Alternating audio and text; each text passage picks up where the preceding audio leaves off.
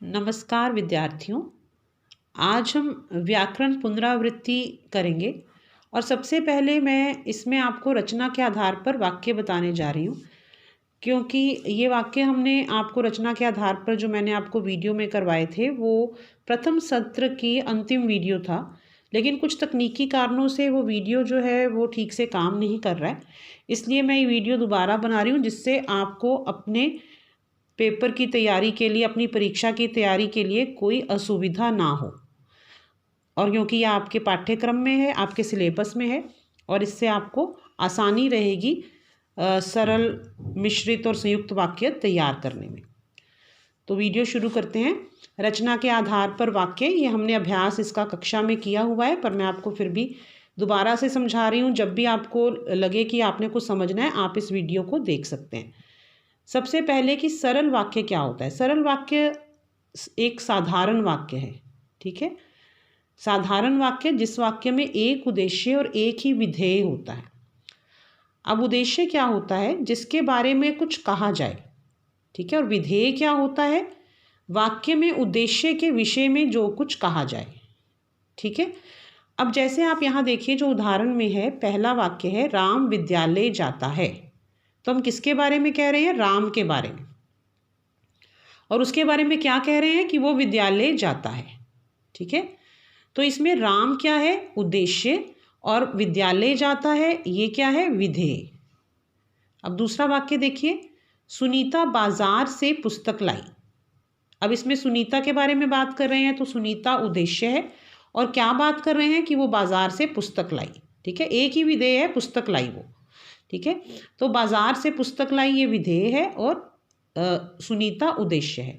तो जिस वाक्य में एक ही उद्देश्य होता है और एक ही विधेय होता है, ठीक है, मतलब इन टोटलिटी एक ही वाक्य है, ठीक है।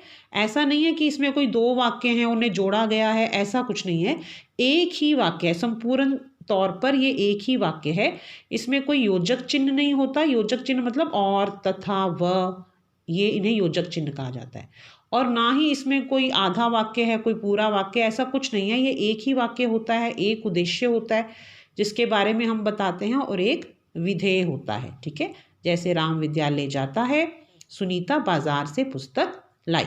इसे आप साधारण वाक्य भी बोल सकते हो, इसे आप सरल वाक्य भी बोल सकते हो, ठीक है। उसके बाद है संयुक्त वाक्य। संयुक्त मतलब, संयुक्त का मतलब ही है जो जुड़ा हुआ है, जिसे जोड़ा गया है, ठीक है। जिस वाक्य में दो या दो से अधिक वाक्य स्वतंत्र होते हुए भी किसी योजक से जुड़े होते हैं। जैसे मैंने अभी आपको बताया, योजक का अर्थ है जोड़ने वाले शब्द, ठीक है।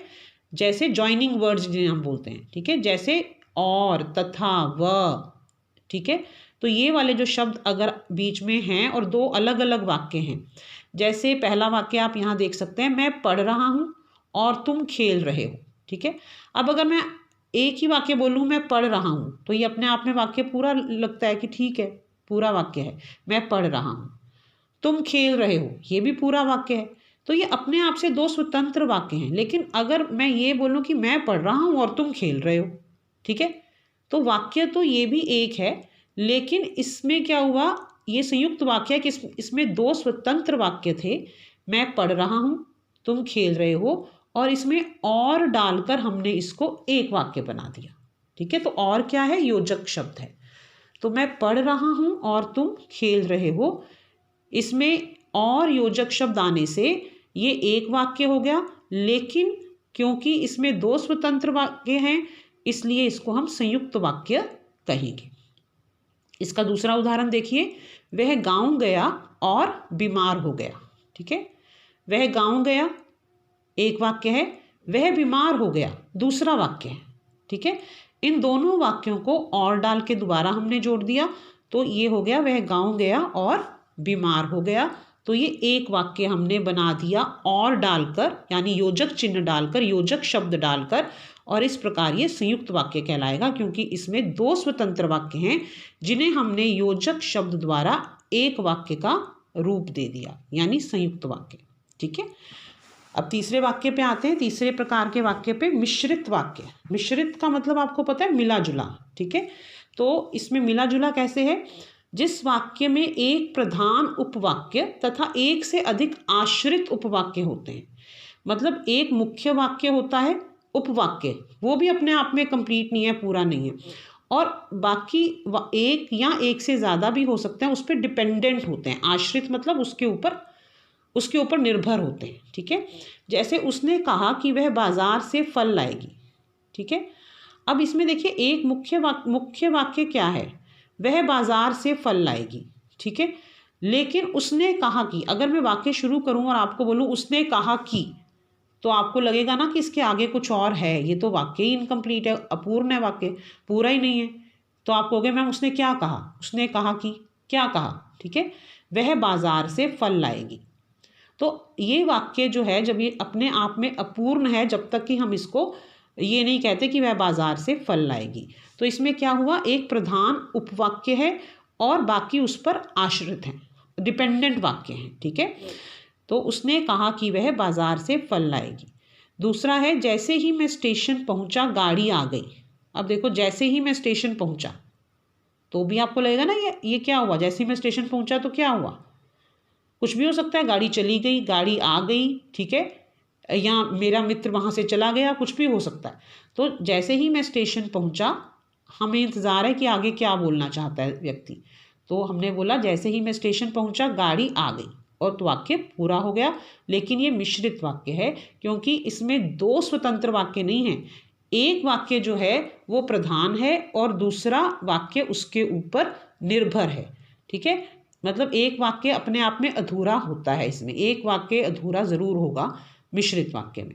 संयुक्त में दोनों वाक्य अपने आप में पूरे होंगे, उन्हें योजक शब्दों से जोड़ा जाएगा। सरल वाक्य एक ही वाक्य होगा। ठीक है, तो सरल वाक्य तो एक ही वाक्य है जिसमें कि और, तथा, इसलिए, जिसलिए कुछ नहीं लगा होता। संयुक्त वाक्य में और, तथा, व लगा होता है। मिश्रित वाक्य में उसने कहा कि, या तो की लगा होगा, या तो जैसे वैसे लगा होगा, या फिर यदि वो पढ़ाई करता तो पास हो जाता, यदि लगा होगा। ऐसे मतलब किसी भी तरीके के शब्द आ सकते हैं। सिर्फ आपने ध्यान ये रखना है कि एक वाक्य जो है वो अधूरा है और इसके ऊपर दूसरा वाक्य निर्भर करता है। मतलब एक दूसरे वाक्य से मिलकर ही एक पूर्ण होता है वाक्य, जो मिश्रित वाक्य होता है। ठीक है, उम्मीद है आपको, आशा है ये आपको वाक्य मिश्रित, संयुक्त और सरल वाक्य समझने में ये वीडियो आपकी मदद करेगा।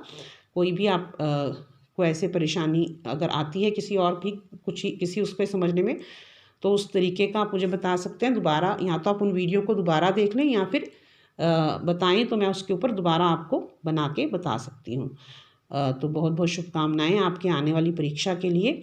आप सभी अच्छे अंकों से उत्तीर्ण हों, यही प्रार्थना है। धन्यवाद।